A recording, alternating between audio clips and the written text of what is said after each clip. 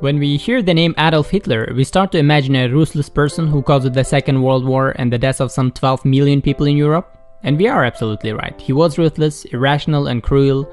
However, what made him stand out of the crowd, get the attention and control of millions of people during his speech, despite the fact that he was totally unethical, was because of his one powerful quality in his personality, and that is the power of his persuasion.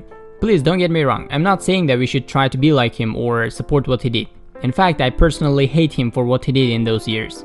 He used his gift of persuasion not to benefit society, but rather to deceive and destroy millions of lives. Interestingly, still there is something to learn from one of the worst people lived on earth.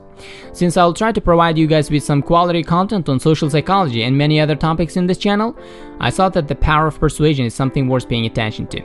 Because this ability is a must for us if we consider choosing marketing or creating our own business and attract the audience. Hitler treated the German people as if they were one entity, because individuals are rational, think for themselves, and are concerned about their own well-being, whereas groups are unintelligent and easily persuaded. That's why Hitler held events with mass participation and avoided individuality. He made sure that everybody participated in his events. Understanding the fact that the receptivity of the group is very limited, and their intelligence is very small, Hitler persuaded them with his unethical ideas easily by breaking them down into the slogans and phrases that can easily be remembered even by the last member of the group. As a group that is naturally less intelligent compared to individuals who are rational, they didn't question whether those ideas were right or wrong. Instead, they reacted emotionally.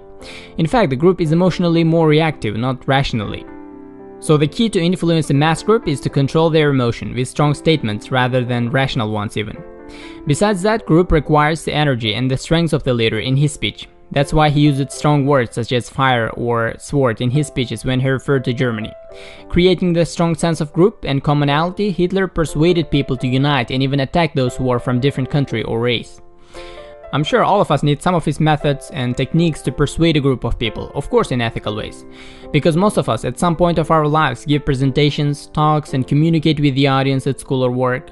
So the next time we prepare for the presentation or the speech with a large audience, we have to keep in mind that the intelligence of the group is very limited. So we should break our message into smaller parts and try to use simple but strong phrases and slogans that are so influential and keep repeating in the audience's mind, just like the viral videos or songs of the current social media.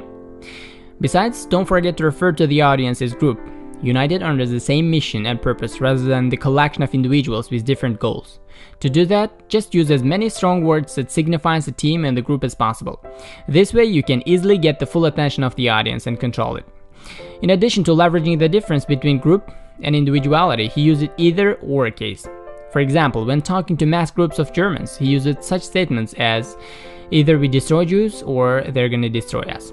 Of course that was not the case, and the statement was totally unethical at that time. However, it created a false sense of urgency and eventually let his audience take action immediately. Because either or statements offers the only solution to the problem. In order to check the strengths of this statement, try to say yourself, either I'm going to study hard or I'm gonna be poor for the rest of my life. And with this statement you can notice that there is only one option for you to become rich. And that is studying hard. It urges you to take action immediately because that is the only way and you cannot become average. Either you study and become rich or you stay to be poor forever. Next, using slogans, easy to remember phrases that stays in our memory is the best way to capture the attention and persuade people. If they are repeated over and over again, even better. Hitler's deliberate use of trigger words helped him to maintain the support and attention of his audiences and allowed them to get exceedingly excited about his speeches. These words added to Hitler's tactics of persuasion by creating word association. For example, when he referred to Germany, he used the words that signify strength and greatness, while he used the words that meant weakness when talking about other countries or races. This way, he was able to influence the audience to attack other countries that were against Germany. As a matter of fact, the audience does not have a good memory. It tends to forget things easily. By understanding this secret, Hitler spread his messages with simplicity and clarity blended with the intense urge toward action. This method is very effective in modern-day marketing. If you want to understand this technique, pay close attention to the ads of such strong companies as Coca-Cola or Pepsi. Their strong and simple messages creates the false sense of thirst immediately, and we find ourselves buying their products most often. As I mentioned above, this video is not about Adolf Hitler or what he did during his years of dictatorship. Rather, it's about the power of persuasion.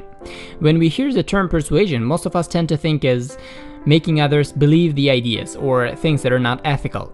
legitimate, or when we listen to salespeople and car dealers persuading customers to purchase by highlighting the good points of their products, we tend to get suspicious of their products.